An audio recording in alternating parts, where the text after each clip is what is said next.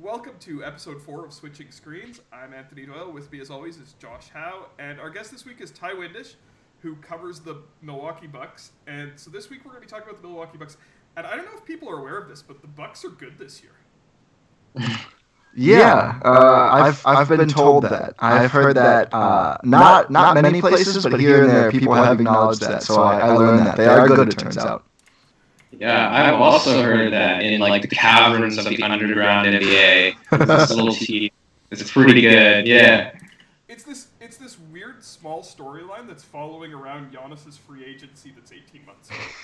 Yeah, exactly. that could end up being years away.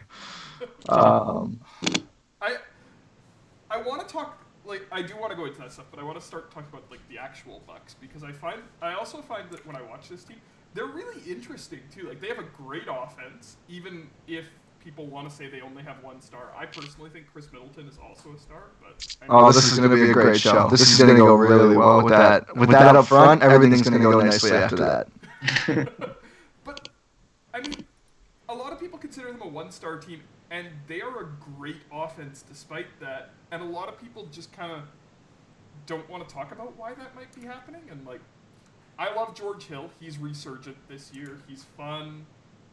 Dante DiVincenzo is turning into this really nice player. What are the storylines about this Bucks team that you think should be getting more coverage?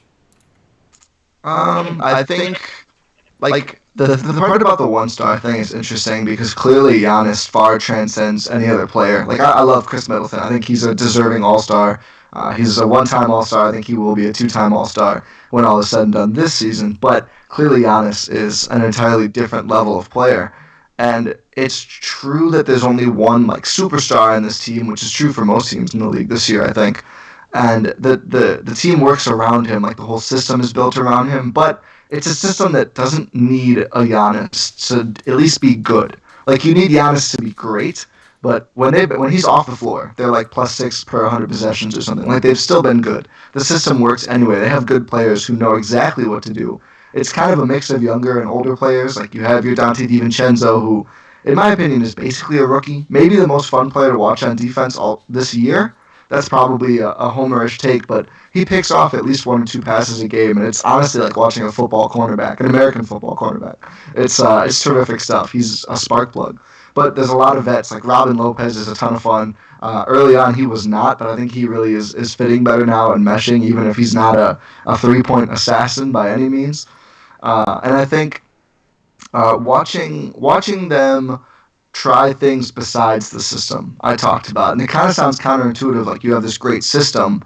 Well, shouldn't you just be happy with that? No, because the system's going to work all regular season. It's going to work in a lot of playoff games, but eventually, when you get deep enough in the playoffs, you're going to go up against teams and coaches who know how to take away what you want to do, and you have to find out other ways to win. The Bucks didn't have those other ways last year, and I think that's a large part of why the Toronto Raptors, who people here are very familiar with, were able to beat them in the conference finals in the East. So I think as a detailed Bucks watcher, one of my go-to things, maybe the go-to thing this season, is seeing what else are they doing? What are they doing outside of that? The last few games, we've been seeing more actions with Chris and Giannis that are kind of outside of the general, motion, offense, everything else. It's been really fun to watch, and it's been really successful. I think some more of those Chris Giannis pick and rolls and dribble handoffs would have helped a lot in the conference finals. So seeing stuff like that, sometimes Brook Lopez is getting more involved in the post, which he can still do that, even though he doesn't do it that much anymore.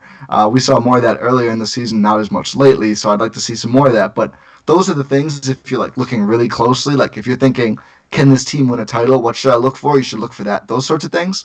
But if you just want to watch a fun team, they're fun. They're just fun to watch. Giannis is going to dunk all over people. Chris Middleton's going to pull up in a bunch of people's faces and back down smaller guards and look disgusted when they try to guard him. Bledsoe's going to do something exciting. It'll either be exciting for the Bucks or for the other team, but it'll be exciting for sure. There's just a lot to watch. If you're a Kyle Korver fan, I know that's a niche market. He's going to do some Kyle Korver stuff. He's been passing and driving more. It's super weird. He's 38 years old, but he's trying new things, and it's really fun. So yeah, there's a lot to watch, both for minutia, for hardcore fans, and I like to see Giannis dunk and jump over people, because it literally happens sometimes. Yeah, Yeah, I mean I don't know how many people know that they play the fastest pace in the league. Like Yeah. Yeah. they're just a fun team to watch, and like that's something that I don't know. It's an unpopular opinion that I have that basketball should be fun to watch. And we should actually enjoy that, even if it's not the most important game in the world. It's I keep hinting at the media coverage stuff because I feel like this is just so central to the Bucks this year. This team is covered so weirdly. I saw a prominent NBA writer, and I'm not going to call anybody out. I saw them say on Twitter the other day that a lot of people think the Bucks can't or won't win the title this year.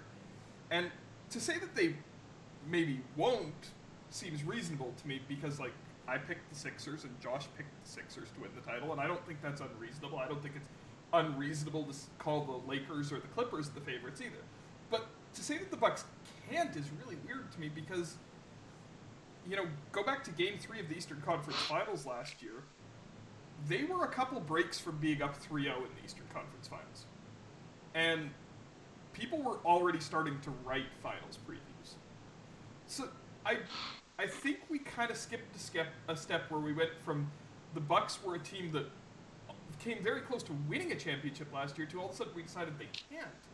And I just have a little bit of cognitive dissonance with this idea that they became a team that can't.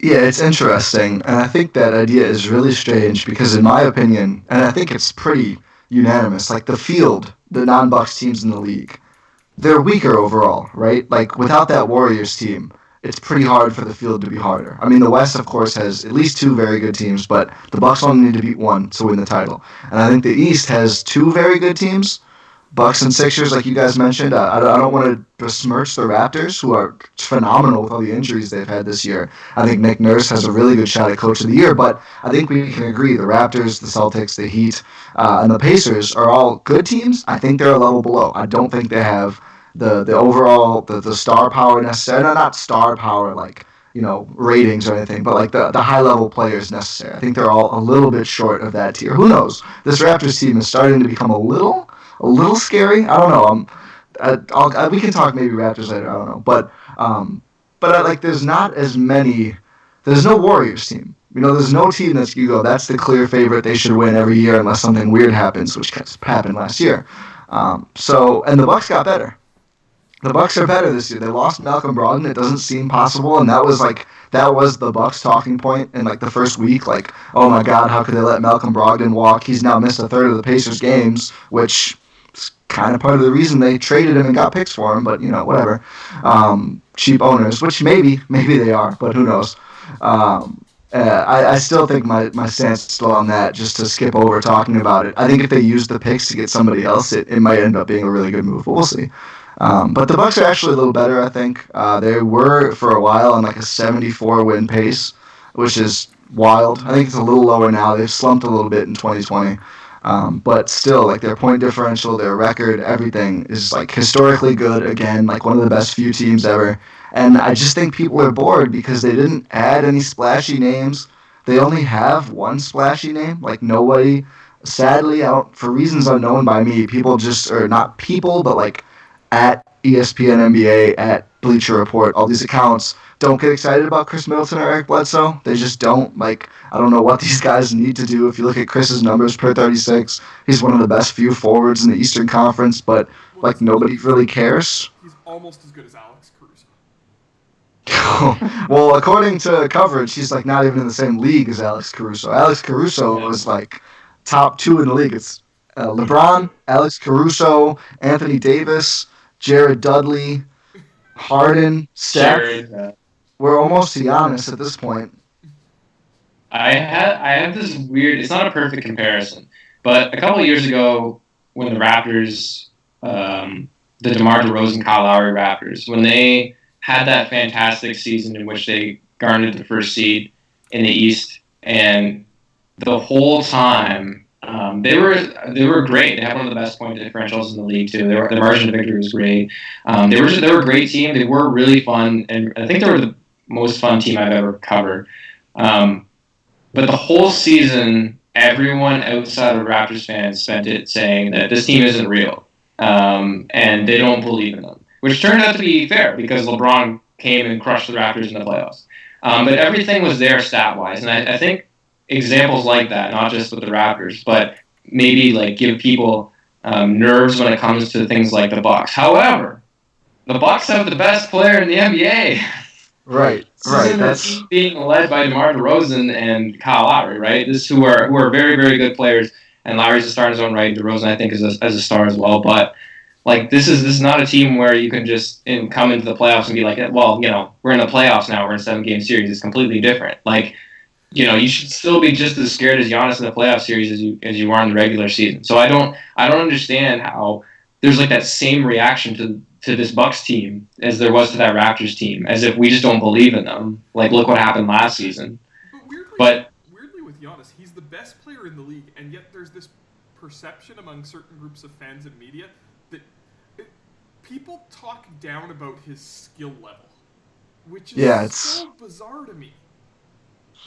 Yeah, it is. No, go ahead, Josh. Oh, sorry. I was just gonna say, like, I've heard that about LeBron too in the past. People think it's just like, well, he's just so athletic and strong that he doesn't have skill, which is insane to say. And I think it's a similar thing maybe sometimes with Giannis, where he's so athletic and so insanely long, and he does just like all these crazy plays. And people are like, well, he's just all this tremendous talent. He's not really skilled, which is crazy. Again, same thing. But yeah, I don't know. I don't want to draw this all back to Raptors talk, but to me, some of it comes back to people looked at the Eastern Conference Finals, and their takeaway was that the Raptors exposed some big flaw in Giannis that other teams could take advantage of, which to me is the wrong takeaway from that series. To me, the right takeaway from that series is the Raptors had an incredibly great defense, and that type of defense doesn't exist this year. And because of how good their defensive personnel was, they were able to do things to Giannis that most teams can't. And that wasn't a flaw in Giannis, that was a strength in the Raptors. And they still almost lost. Yeah. No, it's funny. Yeah, it's like that team. I don't know if you. It would be really hard to build a better team specifically to contain Giannis, and that's one of if Giannis' shot continues to improve, it might not even be possible to do that anymore. Like it might just not work at all. I think I've talked about this with Sam Esfandiari a little bit over the Late Years podcast. Like Giannis of last year and Steph are kind of in this category of like you can build a system around this guy. But if you really want to take away that system, they're going to need to do something else. Like, you can take away a lot of Giannis and a lot of Steph. I think it's harder to take away Giannis, but you can do it if you just wall off the rim, send help, right? Like, then it really becomes more dependent on the teammates, and I don't think Giannis' teammates were quite good enough last year in the playoffs, and a lot of other things as well. But, like, if Giannis can hit threes at, like, 36 to 38%, then I don't really know what you can do. I mean, you could just double him, you could try to trap him like teams do to Harden, but then it becomes really, really hard to stop. I mean, if the Bucks are running 4-on-3, I think they'll take that every time. So Giannis developing a shot more this season could make that not even work, but no, you're right. I mean, Kawhi Leonard as the primary defender, that famous switch that Nick Nurse made from, I forget who guarded him first now. It was Siakam, yeah, that's what I thought. So then Siakam helping, obviously, I love dogs. No need to apologize about a good dog. But Siakam, of course, lurking as well, but mostly Marc Gasol as the other defender. I mean, Serge Ibaka played terrific when they needed him. Just, you can't ask for a better series. So many smart, cagey defenders, and you're right, look around the league now. Like, the Sixers tried really hard to build something similar. It worked on Christmas, but I don't think there's many other teams out there that have an on-ball defender and a backup rim protector as good as that last year's Kawhi plus Marc Gasol. Yeah, and I mean, you added like Fred VanVleet, in my opinion, is the best dig-down defender in the NBA at helping down into the post, but also covering out. I don't know if there's a guy in the NBA who does that better than him in terms of coming at the right time to disrupt the offensive player, and that caused a lot of problems. But the Raptors also, like, they did it in a way that always presented the shots that they were leaving open were shots the Bucks didn't really want. It's not Mm-hmm. that they were bad shots, but they weren't the shots the Bucks were looking for. And I think Yeah. that caused problems. Yeah, it did. And I mean, one of the issues this is something I think about all the time as a Bucks person. That's why I'm like salivated over the thought of Drew Holiday. Like, if regular season Bledsoe, not even the absolute best regular season Bledsoe, just like average regular season Bledsoe, like if you took all of his regular season performances and combined them and like extracted out the median one, if that guy was there the whole series, who knows how differently things look. I mean, that guy was clamping point guards left and right. You go back and look at Kyle Lowry and FVV stats, neither of those guys got clamped whatsoever, and making a difference on the offensive end. And it just didn't happen. That's one of the bigger what ifs too. Like, if Bledsoe just had the exact same, even if he didn't level up at all, even if he took a slight step back in the playoffs, how much different are both of the last two Bucks postseason runs? Probably very different. I mean, the whole Terry Rozier thing was just an abomination, but I was ready to trust again after that. I really was. And I got my heart broken again, and I'm worried that I'm going to head into this year's playoffs smiling, happy, stupid. Oh, Eric Bledsoe, this is going to be the year. And I'm still a little nervous that there could be a whole lot riding on whether this is the year or not for Eric Bledsoe in the playoffs. That's one of those things that I'm going to need to see it to believe it, and I don't know. That's in my opinion the one like trade that would really really help. Adding a perimeter shooter would help a lot, but just an additional one. But upgrading the point guard would be an insane upgrade for this Bucks team. But I don't know if it's there, and so I'm kind of like, oh, I guess we're gonna have to hope third time is the charm after all. I've had one or two Bucks writers and fans suggest to me that like the point guards that might hit the market this spring, that if the Bucks could find a way to get on one of those guys, that would be something they would really want to see the team do. And like whether that's Chris Paul or Kyle Lowry or Drew Holiday, is like find one of those guys for the Bucks. But that making the money work is pretty hard for those guys, from what I've seen. Oh yeah, I mean you're losing Bledsoe plus Ersan Ilyasova, like plus Robin Lopez, I think, if you want to get up to Chris Paul and then maybe some other guys too. So then it just becomes tough. Like you're really trading like most of your bench for this guy, and like in terms of CP3, who is kind of winning me over as like a guy I would kind of want to see, like with how good he's been and you know how high of a level he's going to play at. It's like if he ends up sitting out for a while, all of a sudden you're a scarily thin team. I don't really want to start George Hill and play him big minutes in the regular season. You really want to save him. So then it's like your only other point guard is Frank Mason III, who's on a two-way right now, so you don't even have him in the playoffs at this point. I think he'd probably get signed to a deal if they opened up roster spots in a trade, but it's difficult to go after anyone. That's why I know Matt Velasquez, who covers the Bucks for the Milwaukee Journal-Sentinel, he opined recently that he didn't think any major trades were going to come. He didn't know, but no one knows. But just because of the salaries, it's really hard to fit stuff. I mean, Ersan and Bledsoe are literally in every trade for a significant player, not because people hate them necessarily, just because they are the only guys outside of like really core personnel who make any sort of money. So going into the playoffs, like if we consider the big four teams right now are I think most people would say the four favorites are the Bucks, the Sixers, the Lakers, and the Clippers. Like, are there any of those matchups that really concern you? I think the Sixers just kind of have to until you see the Bucks beat them. Just because the Sixers beat down Milwaukee pretty righteously on Christmas, and I think Philadelphia hit a ridiculous amount of their threes, which has been well covered. And I think Giannis's back was really acting up. I mean, people especially Lakers fans, made a huge deal out of all the threes he missed in that game, saying, "Oh, this Lakers game was such an aberration where he hit like 6 of 8 or 5 of 8." And of course it was. I mean, anytime you hit 6 of 8, it's an aberration. But Giannis is a legit shooter. I think he was like 0 for 7 or something against the Sixers, which I don't think would happen again. I don't think the Sixers shooters would hit that well again. And I think the Bucks just didn't have a well-executed game plan for that game, which sounds crazy because you think that'd be the one team in the East you'd really be prepared for. But like late in that fourth quarter, or actually pretty early in that fourth quarter, Chris Middleton kind of made it a game again by just like cooking Philly. And I was like, oh, we could have used some more of this in the first 3 quarters. Maybe it wouldn't have been a blowout after all. The Bucks offense just gets very one-dimensional sometimes. Like it can be, but when they move the ball, I think it's maybe the most fun offense in the league.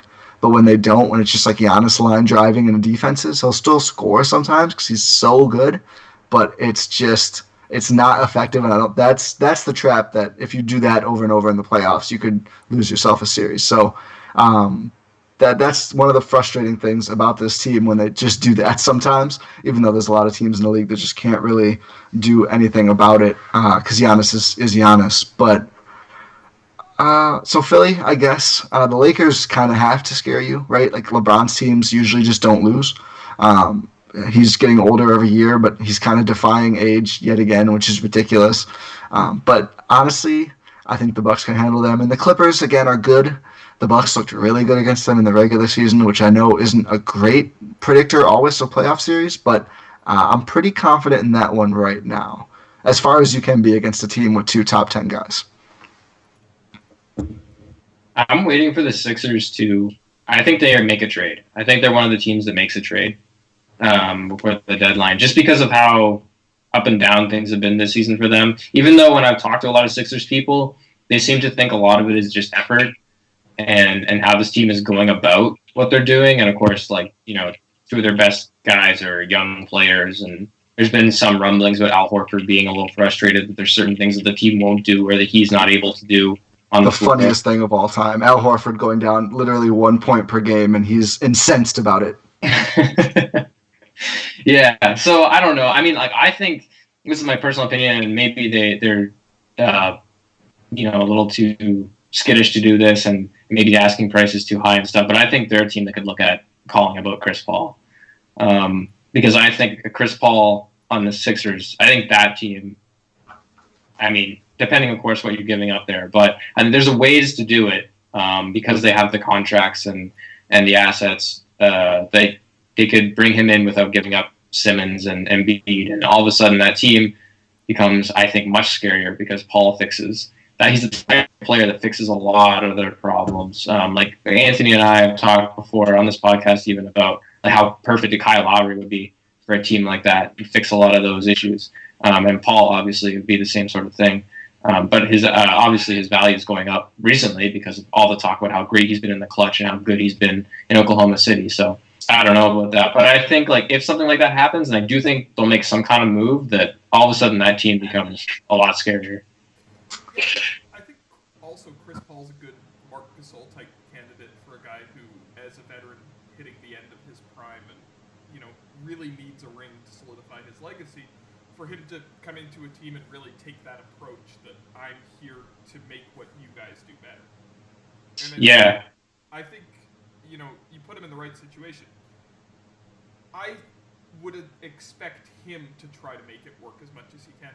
But the other thing that's interesting to me about that is I really see this season having a high possibility of having an arms race among teams at the top. Because if somebody makes a trade, I think that also raises the pressure on the rest of those teams to also make that next move.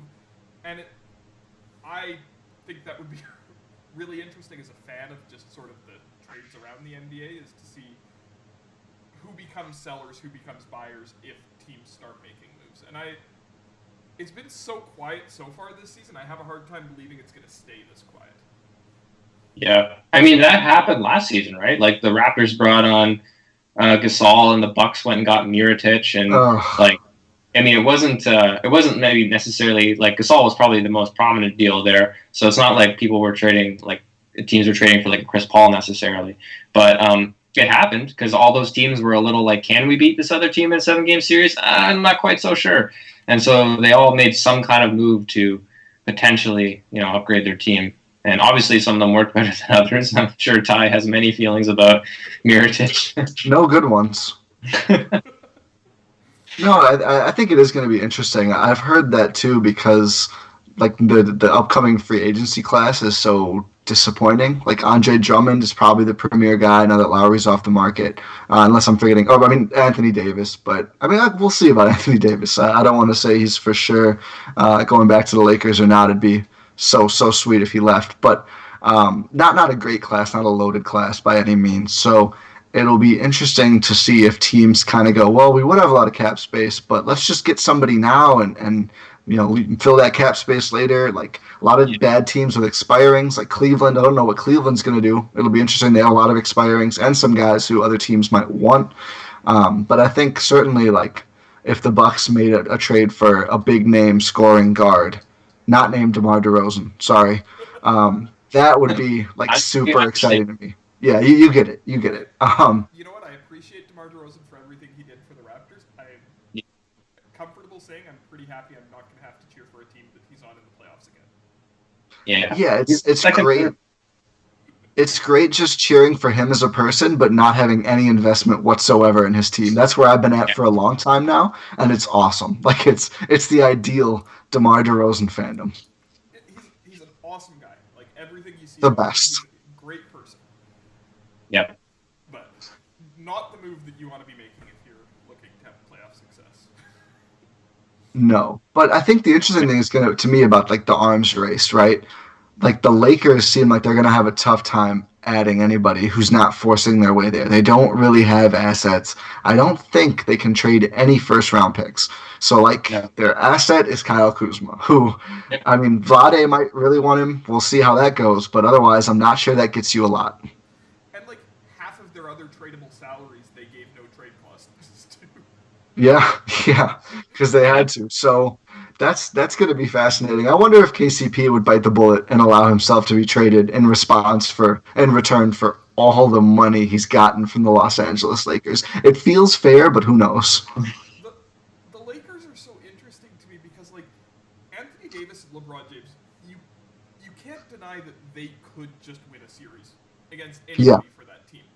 But at the same time, like there are so many pieces on that team who they have to play in a playoff series who I don't believe in at all. Yep, I was talking about that this morning, actually. There's so many guys on there. Outside of LeBron, Danny Green, Anthony Davis even. Like, I believe in Anthony Davis, but there is something to be said about a guy who's won one playoff series and hasn't gone super deep into the grind of the playoffs. It's a bit of a different thing. And I wouldn't worry about him too much, obviously. But there is, I mean, look, after LeBron in 2011, I believe that anything is possible in terms of just particular teams potentially getting under guys' skin. So anything could happen with him. I wouldn't worry about it too much because LeBron is there. But after that though, there's three guys. I mean, after that, who do you trust? Rondo? Like Rondo's probably their third best shot creator, which is that's something. Anthony Davis, I'm on the same page as you because I understand how good he is and how incredible he is to watch on a nightly basis, but also when people put him in the conversation with guys like LeBron and Kawhi and Anthony Davis and Durant and Steph and those guys, part of me just still kind of goes, are we sure? Mm-hmm.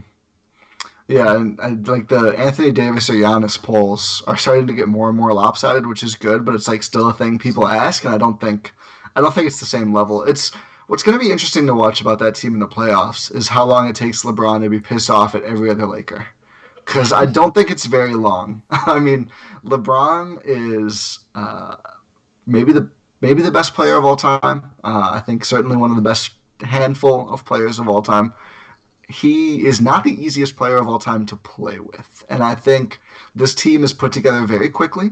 Their timeline is faster than any LeBron team's timeline has ever been. Like you knew, Miami, I think he just signed a longer deal. Cleveland, it was like a longer deal and then some shorter deals, but you still knew that, LeBron, Kyrie, and Kevin Love had a few years. Also, there was a Kevin Love. There's no Kevin Love here yet. Who knows on that front. But it's just interesting that there's not a third guy. They don't have a lot of time. LeBron clearly got so mad he just stopped showing up to work last year. I do wonder, like, and Anthony Davis's minutes without LeBron on the court have been just bad, which is probably because the Lakers are just bad. But, I mean, I don't know. I could see him getting a little persnickety, probably more severe than persnickety. Probably a more severe word would be the case. But when, like, the rest of the Lakers are doing things that are par for the course for their individual player talents, I could see him becoming upset and things going kind of wrong in LA. Honestly, with Jason Kidd as an assistant coach, it's miraculous things have gone this well so far. It's honestly a miracle in my opinion that they're not like the 5th seed and very upset. And there's still time, but I have to give them credit so far for not even imploding a little bit. With Dwight Howard, Rajon Rondo, Jason Kidd, like JaVale, I mean, it's wild that nothing horrible has happened there yet. Yeah. They're fascinating to watch, and especially like, we get to see so much of them because they're covered in the media constantly. That's true. Especially, we almost forgot, fringe all-star candidate, top 10 polling all-star guard, Alex Caruso. Oh, I thought you were going to say Kyle Kuzma. I've heard he's a star, too. Oh, yeah, he's definitely a star. Kyle Kuzma, the young star on the trade. The young star. It's funny. I think one of the other things, too, I think that people want to see with Giannis, and this is something I want to see, too, although it doesn't lead me to discredit everything else that he's done, is he has yet to have that playoff moment, right? That's his moment that is like everyone remembers. Where were you when Giannis did this in the playoffs against somebody else in a very competitive game, right? I mean, like last year's playoffs, that first round series was a massacre. I think I watched maybe like 20 minutes of the whole thing, and I couldn't handle it. It was so sad. Like the Pistons were like looking like they didn't want to walk out there. And then, of course, the Raptors series, it ended up being, everybody remembers Kawhi being the one who is the one that took over that series. And there's just become the notion that, Kawhi shut down Giannis, which isn't 100% true, but that is what has come out of that series. Giannis needs a moment like that, I think, before it comes. Are we discounting that Celtics series too much, though? Because, that Celtics team was supposed to be good before that series started. And Giannis destroyed them.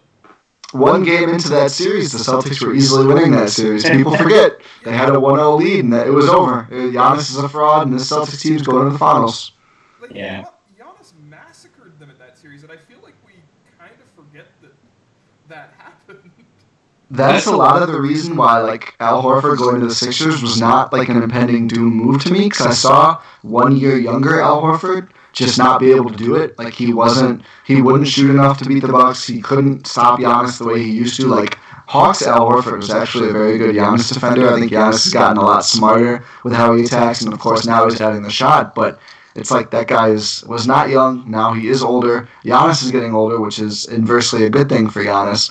That's one of those moves where, you're 100% right, Anthony. I mean, that was supposed to be a team very much ready to stop Giannis and handle him, that had a guy in Al Horford, and it was bad after that first game. The Bucks defense worked perfectly well, forcing those mid-range shots, and it turned into just a straight-up massacre, and probably some of the most fun Bucks fans have had in decades? Probably decades. Yeah. I think the context is important around that, too, because, that series, obviously, Giannis came in and just crushed them after that one game. But that's part of it, right? Most of Giannis's playoff success when he's been winning and the Bucks have been winning, they've just destroyed teams.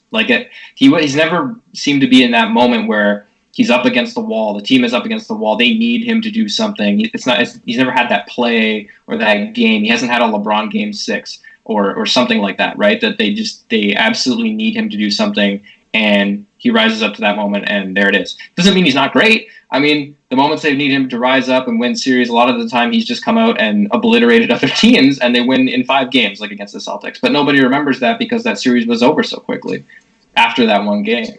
So, I think that's what people are waiting for. I thought that was going to be the Eastern Conference Finals last year. Honestly, Game 3 when Kyle Lowry fouled out, I was starting to think about, what was I going to write that summer about that Raptors team? I really thought we were looking at the Bucks winning a championship at that point when Lowry fouled out, because Kawhi still looked a little physically beat up from the Philly series. He had a great Game 3, but he was still on and off looking like he just didn't physically completely have it. And the Raptors without Lowry have always been an adventure. And I thought, this is Giannis's moment. And then the Raptors somehow pulled out that game.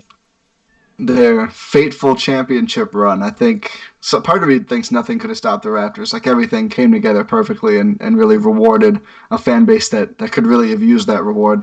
The Bucks could use one too, basketball gods, if you're listening. But I part of me wonders if that Raptors loss was the loss Giannis really needed to make that next level transition. I feel like if you look around really great players, they often have that key loss that then leads them to attaining a higher level. I mean, for LeBron, I feel like 2011 is often cited, losing to that Mavericks team, like JJ Barea doing stuff, like all of that. I think he really focused on his jumper and leveled up. I think, the Warriors played a really close series with the Clippers the year before they won the title. And I don't think maybe they had won like one playoff series as a core before, the 2014-15, like not a lot. And they learned from it, and then they came back and they were way better. I really hope, and I really do think that the loss to the Raptors, both for Giannis and Bud, who also could use a little bit of a lesson in those situations, I think that series could be that moment when you look back after this postseason, you go, oh, that loss, that when they got knocked down that last postseason, they really learned how to get up and move through opposition like that. And you got to think about it, put it in perspective. Giannis was really close to being the best team on the team on a finals team last year. He was 24. He just turned 25. Like, it wouldn't be out of line with, if you go back and look from LeBron to Jordan, for him to really start peaking and winning championships around now in the next few years, not the last few. So it's an exciting time to be a Bucks fan, despite all the negative stuff I said earlier. Just for that reason alone, I mean, there's so much evidence if you look back through historical great players that this would be the time he really starts to get to that next level. And I think that Raptors loss could have been the perfect catalyst to make sure that happens. I want to talk a little bit about free agents and stuff. And I think there's something that certain groups of fans can relate to, and I would put like the Cavs fans who were there in LeBron's last season in this group, Raptors fans with Kawhi last year, and Bucks fans right now, and they're getting it earlier than Raptors and Cavs fans did. This experience of like you're watching a really fun team and a really great season, but also there's this, it was hard for me to enjoy parts of last year. As much fun, as great as that Raptors team it was really hard because like when we won the Eastern Conference Finals, the two headlines ESPN led with the next morning were, does this mean Giannis is leaving in 2 years? And how does this affect Kawhi's free agency? Yeah. And it's like you almost stop being covered as a basketball team because of that, as we talked about earlier. And I wanted to ask you, like, has that affected your enjoyment of this team this year? Is like all of the focus being on that? Sort of. It hasn't honestly been as bad as I feared it would be. I think it was at its worst, like you said, right after the Eastern Conference Finals. I mean, literally before the media availability for the game, there was an ESPN story about how this means Giannis is more likely to leave. The exact same story. And I know Giannis in particular was very upset about this because, I mean, I can assure you, between games 5 and 6, Giannis was not thinking about how this affects the summer of 2021. Giannis was thinking about Game 6. That's the kind of player he is. So, luckily, I think the Bucks being so good, like, almost like, instead of covering Giannis' free agency, it's just like, we'll just cover like nothing then, which I guess is better in a way. I mean, I'd rather hear nothing than this is why he's going to the Warriors, which I heard that anyway because of the Steph Curry talking to him and stuff. But what I'm trying to do now is just flip everything as soon as it comes out, like it's almost like trying to will the opposite of like the narrative into existence.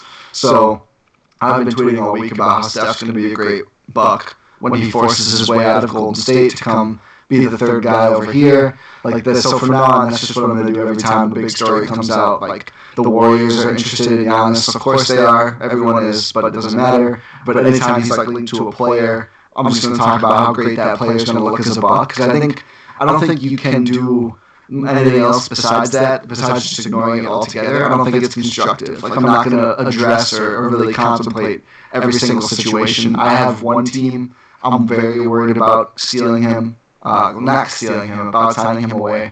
It's the Raptors. It always has been. Maybe the Warriors, but the Raptors, just with Masai being able to pull this stuff off, their connection, the fact that they're going to have a really nice core that would work really well around Giannis already locked in. They already do have that core locked in. So that's the team where I'm like, oh, maybe they will sign him.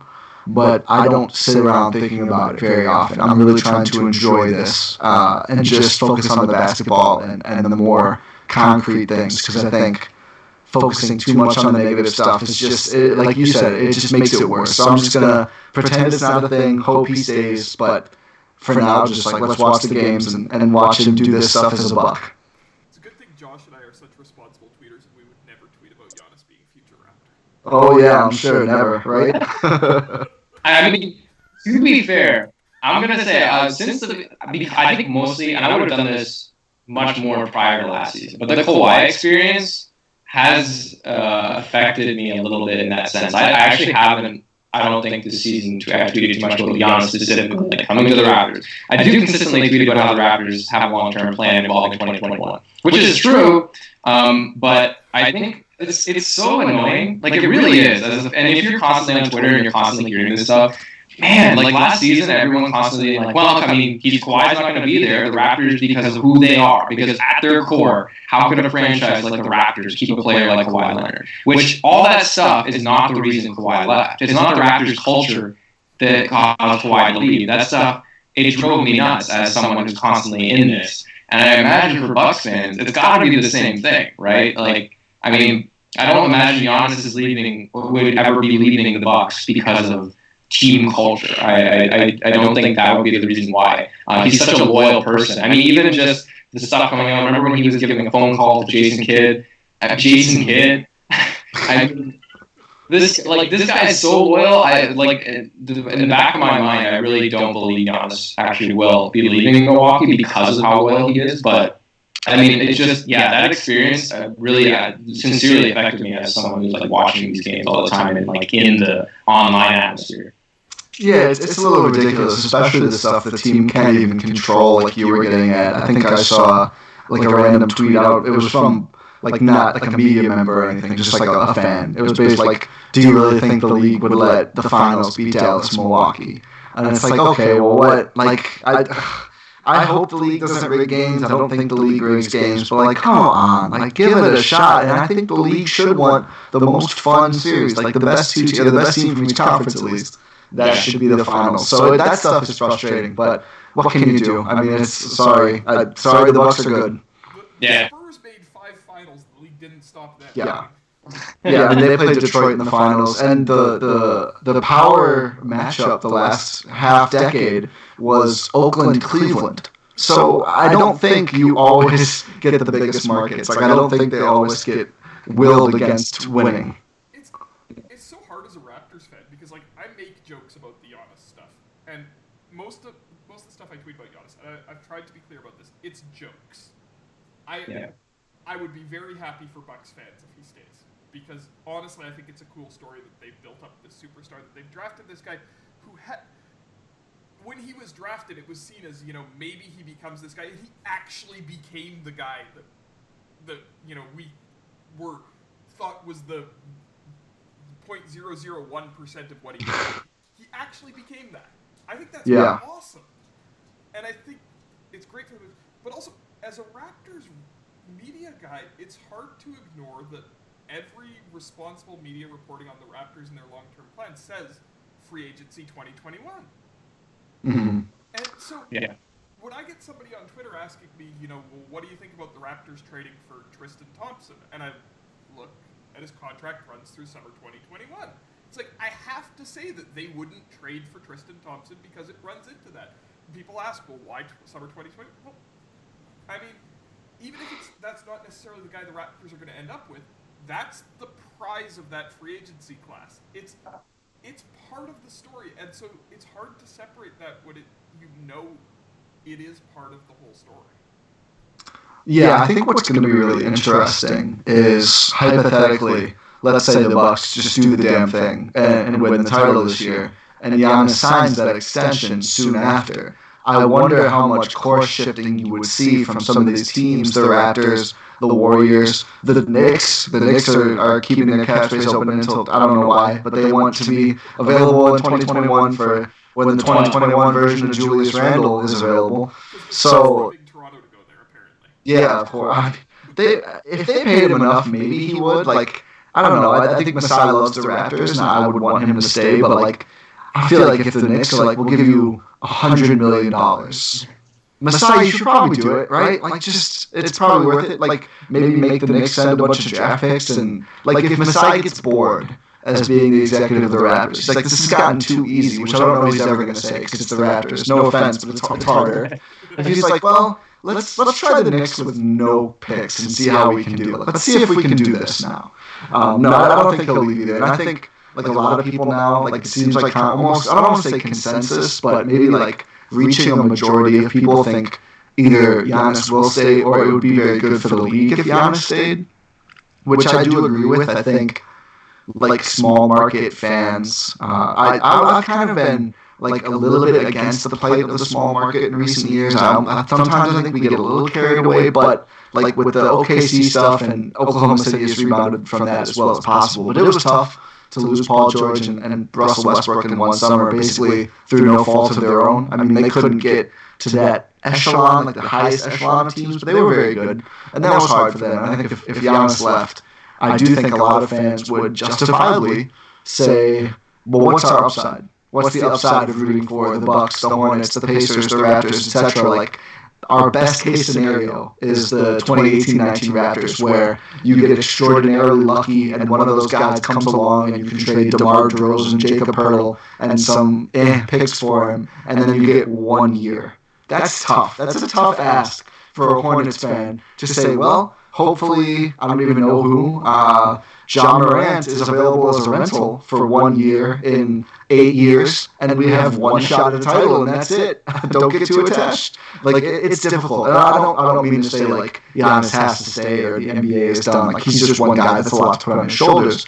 But there is kind of a trend recently that makes it feel a little hard. Like, I hope Luka stays in Dallas. I hope the Grizzlies guys stay in Memphis. Like, I think it's healthy for the league if teams get rewarded for being good at being teams, and it's bad if everybody ends up on the Lakers and Clippers and Nets, somehow still not the Knicks, which is just hilarious. But it's bad if that continues to happen over and over and over again relentlessly. I think the Spurs are a great example, but even the Spurs lost their guy. Like, it's tough out here, but that's a little different situation. A little different, very weird situation there, but still, it can be tough.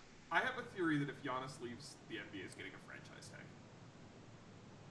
Something. I feel like they'll try to do something. I think they're going to mess it up, is my concern, because we've already seen that with the Supermax. The Supermax just, I mean, I guess if it keeps Giannis, maybe it would work. I don't know how much the Supermax impacts his decision, but my thought is, like, how does the Supermax compete with like the off-court money difference Yeah. Kawhi can make being in Milwaukee versus, or what Giannis can make being in Milwaukee versus Los Angeles? Like, I don't think Giannis would be going to Los Angeles if he leaves Milwaukee, but it's impossible to ignore how much money a guy can make off the court playing in LA. Mm-hmm. I mean, how much is LeBron making off of his movie deals and stuff like that?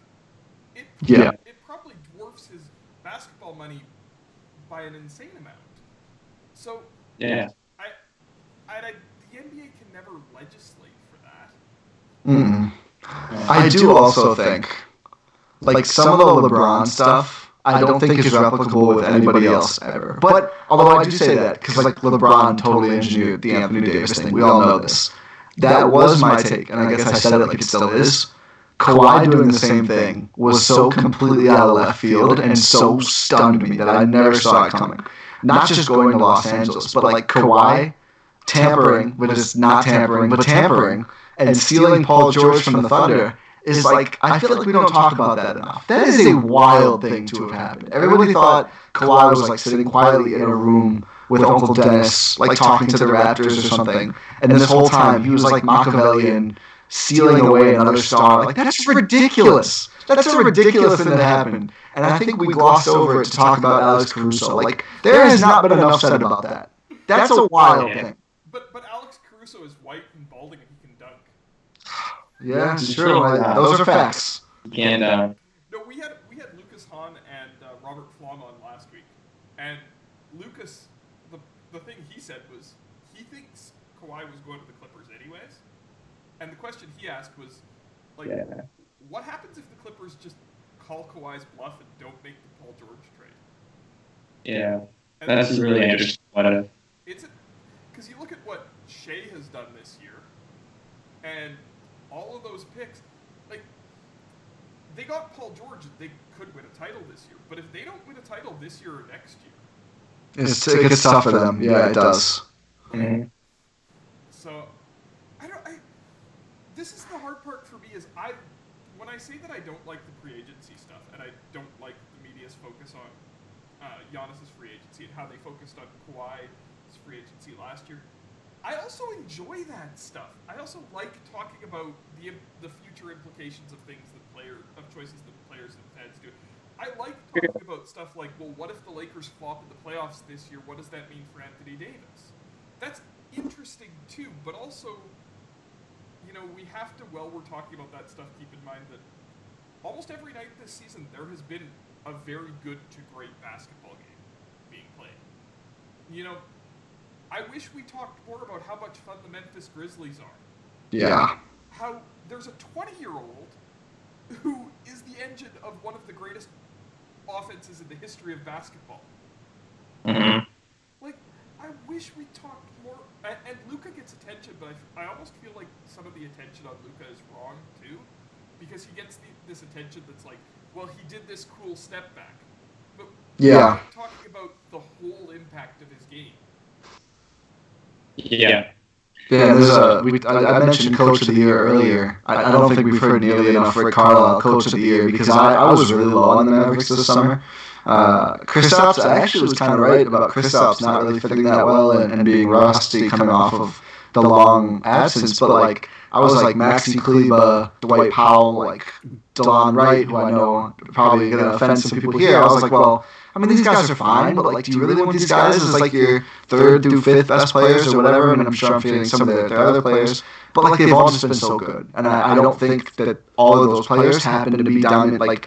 Just take a step this year. I think Rick Carlisle has done such a terrific job putting everybody in the exact perfect spot on that team that they've just been that good, and I think.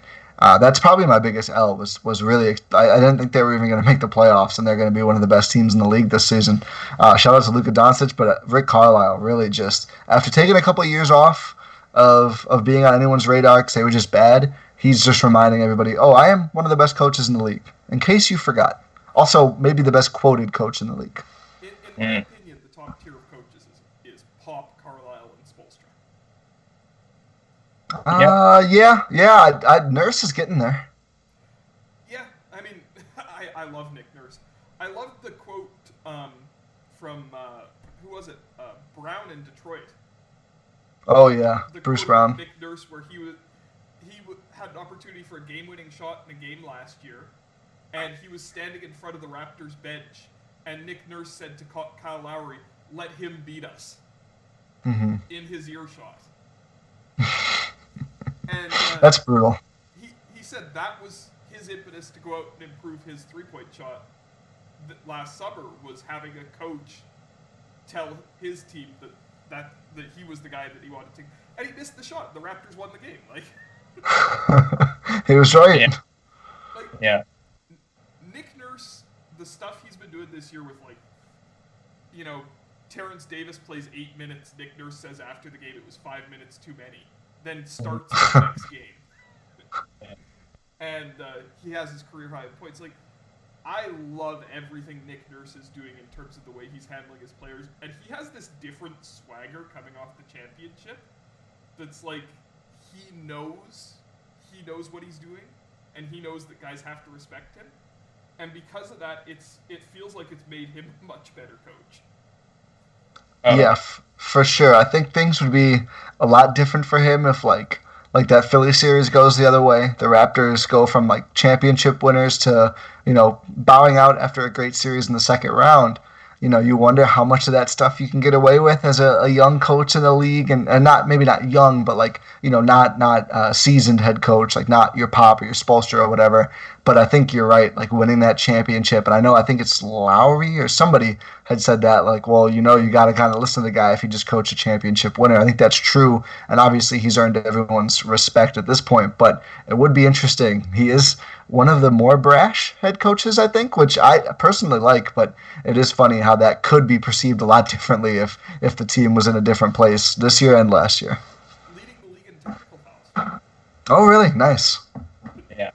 Including players, right? Yeah, I asked the question earlier this season and I never got a straight answer.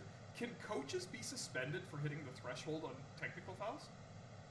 Yeah, I actually don't know this. I need to figure that out. I was thinking about that. I feel like it's never happened, right? I don't think a coach has ever made it there, but Nurse is... How many does he have? 7? Oh my goodness. Higher than that, but yeah. It might be higher than that now. I thought it was 7. I remember seeing the graphic they put up, and it was like he was just above. I can't remember which player it was. But there's a player, and like the next closest was like 6. Up top. Kyle Lowry's got a lot of technical fouls this year too. It might have been Kyle. It might have been Kyle. The Raptors have sort of embraced the whole just generally being pissed off at the world mentality this year. It's funny though, right? Like when you talk about coaches, like I think this is one of the things we always do with coaches that I think is a little ridiculous. But like when Nurse had last year's Raptors team and they ended up going to the finals and stuff, nobody really talked that much about Nick Nurse, I think, outside of the people who are really invested in the playoff series and know, like, that for most of the time, he was making great adjustments and doing a lot of really good stuff. But because he had the team with Kawhi on it, no one ever talks about the coach's job there. And this guy was a rookie head coach, remember, in the NBA. And now this season, when he's got to deal with all these injuries and he doesn't have a Kawhi and all this stuff. Now people are looking at him and saying, oh, okay, you really are real. You are a really good coach, which I think is kind of silly because I think it's extremely difficult to coach a superstar player and make all of that stuff work to the extent of winning a championship, especially if you're in your first year as a head coach when you don't come in necessarily with a ton of respect that's just already been there from previous years. So I think that's a little crazy, but at the same time, at least, when something like this happens, people take more notice and say, oh, okay, this guy really is a good coach. Because I think a lot of coaches, they've had to earn that respect from like fans and media by doing that. I think Spoelstra really did. When he had the Heatles, nobody took him seriously at all. And then all of a sudden, he had nothing. And you have Brad Stevenson. Honestly, if you could draft any player, coach, or executive in the NBA, would you take Brad Stevens or Giannis first overall? I don't know. I'm leaning. Oh, what a tweet! What a tweet! No, Justin Rowan and Carter Rodriguez, who cover the Cavs, and I were talking about awful people. we were talking about this the other day, and they were talking about how with the Cavs, because they fell off a cliff the moment LeBron left, nobody ever really looked at the other things that they did right during the year that LeBron was there. It was like LeBron carried the Cavs, and that was it. That was the end of the analysis. Nobody talked about, Tristan Thompson and the things he did well. Kevin Love gets discounted a lot because of that. And even, David Griffin didn't get enough credit for the job he did running the team. And with the Raptors, because they stayed good this year, and especially because they stayed good this year with all the injuries, they kind of escaped that because it was headed in that direction last summer, where people were saying, well, they won the championship because of Kawhi, and that's the only reason they won it. And a lot of people said, okay, well, the Raptors are going to fall off a cliff now that he's gone. And they didn't. And so now you're forced to sort of admit that there was more to the Raptors' success than Kawhi. And I think, you bring it back to the Bucks and what we were talking about a little bit ago with what if Giannis leaves. That would be interesting. I'm not saying, Ty, I want Giannis to leave, but it would be interesting if Giannis did leave to watch what would happen next. Would the Bucks stay good?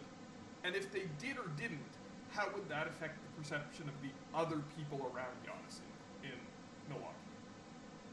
Yeah, no, it's always interesting, especially coaching. I think it's one of the hardest things to figure out, like how good is a coach at what. And I think like there's things you can easily see with coaching, like how good are their out of timeout plays. Like that matters, of course. I don't know if it's the most important coaching thing. Like I don't know if it how much of a difference it makes, but like Stevens is one of the best at that. So of course he gets this terrific reputation and he's good at maximizing role players, but that top end stuff hasn't worked out for them all too well. Dealing with Kyrie Irving is a whole different beast, but like you mentioned all the guys who get slept on from that Cavs team. I think Ty Lue is maybe number one, and the fact that I don't know if he couldn't have gotten a head coaching job, but now he is an assistant on the Clippers. That's the kind of guy, in my opinion, who should be a no doubt head coach wherever there's an opening. I mean, he should be one of the first guys picked. I mean, he managed the biggest egos in the league without question. I mean, not egos in a negative way, but the biggest stars. I mean, LeBron and Kyrie, two guys who are at this point notoriously hard to manage as a coach. He did all of that. It was mostly smooth sailing while they were all there together. He wins the championship, the most improbable one ever. Very nearly goes up the next year. Oh wait, was that 17 or 18? Seven was what was the JR thing? I always get that That was confused now. I think 18. that was 18. That was 18. Yeah, very nearly goes up 1-0 against the KD Warriors 2 years later. Like, just a terrific coach, in my opinion, who now is an assistant who I think should get a head coaching job soon, but it's tough. It's just weird. It's hard to quantify that stuff, especially because so much of it is like fit. Like how does that roster play to a coach's strength? How can a coach maximize that roster, etc. It's all very nebulous and kind of hard to quantify. But I am glad Nick Nurse is getting the respect he deserves. Coaching is like 100-hour-a-week job where you get evaluated on like 8 of those hours. Yeah, pretty much. It's ridiculous. In fact, it's interesting. One of the things I always talked about, I thought, with Dwayne Casey, that the worst aspects of his coaching abilities were probably what you saw on the floor. I mean, this is a guy who drew up a play on the wrong side of the floor. Not great, A right? series Not, deciding play. yeah, a pretty important play, I would say. Not fantastic. However, you talk to the Raptors players that were on those teams. They liked Dwayne Casey a lot. And I felt like his connection with people and like the kind of person he was, all the stuff that you don't see was huge for him. And obviously it had some level of success because guys bought into what he wanted to do. When he decided, okay, you know what, as a team, the same team, we're gonna play an entirely different way this season. And a lot of that it was stuff from Nurse as well and others. But he was the one who had the final call saying, yes, we're going to change the offense this year. DeRozan and Lowry didn't have to say, okay, we're fine with this. They could have been upset about it. The ball's going to be out of their hands more often, stuff like that. They could have been upset. They didn't. They said, okay, we're willing to buy in. Let's do this. And I think a huge part of that was because just Dwayne Casey had so much capital with them in terms of just being a guy that, who's off the floor, somehow able to connect with all these guys. And I think that's really important. And obviously, I wouldn't say Casey's like a really high level coach, but he's got aspects to his coaching that I think are underrated. Casey was great at building a good staff around himself. Like, Hmm. you look at the guys who Casey brought in to help him. A lot of those guys are in prominent roles around the league nowadays. Rex Kalamian's one of the top assistants with the Clippers. Nick Nurse, I mean, we've talked about him already. You know, Jame is the head coach of the 905, and they're having another good year. Like, Yep. Dwayne Casey really brought up a lot of the coaches around him when he was with the Raptors, and he did a great job of that. You know, I you were talking about Ty Lue. I always think one of Ty Lue's better coaching jobs goes under the radar because people viewed the Raptors as a bad playoff team, and that's the way he coached against the Raptors. The way everybody always said every time Cleveland beat the Raptors, it was the Raptors collapsed. But nobody ever talked about the game plan Ty Lue came into those series with. And his game plan was really like, we're going to make DeMar beat us. Hmm. And we're going to take away everybody else. And like, DeMar couldn't come up with enough points to beat them, but they made sure Kyle Lowry was not beating them. Mm.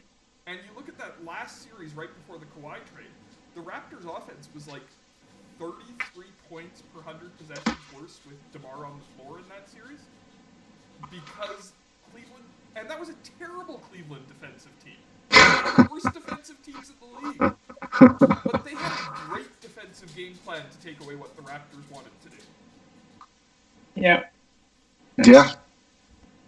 It is interesting, and of course, what's the narrative that comes from that is Kyle Lowry is a playoff choker because again, it's things just get boiled down to these ridiculous levels, and what's the simplest possible take, and often those takes are incorrect or at least misleading. It's generously saying they're misleading. Yeah, but Kyle Lowry now went on a personal 11-2 run to open the deciding game of the NBA Finals. So Yeah, that one's over. That one's over now. He's got those memories of that parade forever now. Yeah. I go back and I watch just that first quarter of Game 6 every once in a while because it felt like the narrative was still that was a must-win game for the Raptors going into Game 6. The narrative was still that if you went to a Game 7 against Steph, anything could happen and the Raptors were still in trouble. And Kyle came out after missing the potential game-winning shot in Game 5, and he just lit everything on fire. And that was, yeah. I think we've covered most of what I wanted to talk about the Bucks. People need to watch this team more. They're fun. They're great. This is a team that is the most dangerous team in the league, in my opinion. Maybe they won't win the title, but they should scare anybody going into a 7-game series. And my big takeaway from reading the way people cover the league is just a lot of people need to watch more Milwaukee basketball. Yeah, and what's sad is I think a lot of people made a point to tune in on Christmas, and they watched the Christmas game, and everybody walked away going, "Yep, we were right. They definitely can't win when it counts." So hopefully the Bucks can do better on some of their future national games, but certainly I think they're going to pose a threat absolutely to win it all. My view right now is I think they certainly can. I'm not saying they will. I'm not quite that confident, but they're certainly in position to win, and it'll be fascinating to see how they change from how they played last year, based probably on what happened last year. This time around, when things get sticky for them in the playoffs. Yeah, I think the one thing too with Giannis, I think there still seems to be that debate in the NBA or by fans, I guess, and even from media that who is the best player in the league right now. I'm telling you, I think a lot of this is because people don't watch the Bucks enough. If you watch the Bucks on at least a semi-consistent basis, it's Giannis, and it's pretty obvious. We're at the point now where this is pretty clear. I mean, yes, LeBron could do anything in a playoff series when he has a few games, and Anthony Davis is great, Kawhi is great. Giannis is doing stuff on a nightly basis. That he is clearly the best player in the league, and if people knew that the best player in the league is playing in Milwaukee, I think they'd be watching more. So I think that's something that should come from getting people to watch more Bucks games. Well, yeah, that's really the difference. Is LeBron some nights looks like the best player in the world. Kawhi some nights looks like the best player in the world, but neither of those guys can do it 82 games anymore. And Giannis is doing it every night. Yeah. Yeah, it's and on both ends, far more than either of those guys at this point. We all know Kawhi is not going to be lockdown Kawhi every single night or even most nights in the regular season at this point. Well, that was people didn't watch the Raptors enough last year thing too. Is people didn't realize that it was. There are a lot of people who still think Kawhi was the guy guarding the toughest opponent every night for the Raptors last year, and it wasn't him. It was Danny Green or it was Siakam most nights. And I think a lot of people with Giannis, they don't realize that he's also taking those really tough defensive assignments and eating a lot of offensive usage and creating for everybody else. And he's destroying teams while doing all of that. Well, what's fascinating is a lot of the times they don't have him guard the most threatening guy. They just let him be the most dangerous help defender possible.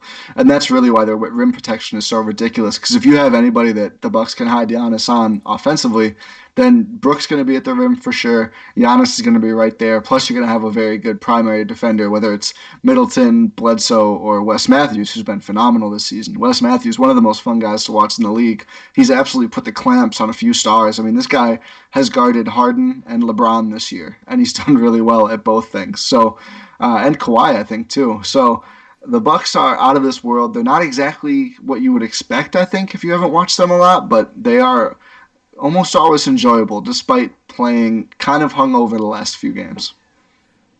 Before we close out, I saw some numbers the other day that were like the Lopi brothers, Brook and Yeah. Lopez, they're in a world of their own in terms of rim protection this year. Well, almost. There's one other guy there. It's those two and Giannis. Like, Yeah. I don't know if people realize how good the Bucks are at shutting down people at the rim. That's the thing. Like, if you look at almost every single one of their losses, except for the early part of the season, it's a team shot like 48 to 55% from three. That's like the only time they lose because nobody can score around the basket. You just can't do it. They haven't. Nobody can get through Giannis and one of the Lopez brothers and their primary defenders. Like, it's just so difficult and so taxing. I mean, you look at that Lakers game against the Bucks. They had real trouble scoring, except for the minutes when Giannis and Chris Middleton were both in foul trouble. And LeBron, in general, I think scored like 22, 23 points on a whole lot of shots. Like, they make it so hard for players who you do a lot of their work on the interior. Yeah, it's a cool thing about rim protection stuff and big men too, because Brook Lopez is averaging 2.5 blocks per game this season, and when he was in New Jersey and Brooklyn, all people could talk about was how this guy sucks at defense, and he's not a good defender at all. But a lot of the time when we talk about this with big men, that's not even true. It's just they got to be in a better scheme. They got to have better personnel around them as well. Like, I mean, if you're taking a million shots at the rim, yeah, your numbers going to be good. So obviously, that's the Bucks have that kind of personnel, able to implement that system and stuff. But he's still, now he's averaging 2.5 blocks per game, right? Like, he's a good defensive player now. So Oh, absolutely. One day, people are going to figure out that Jonas Valanciunas is also a good defensive player. Yes, he is. Jeez, I'm still.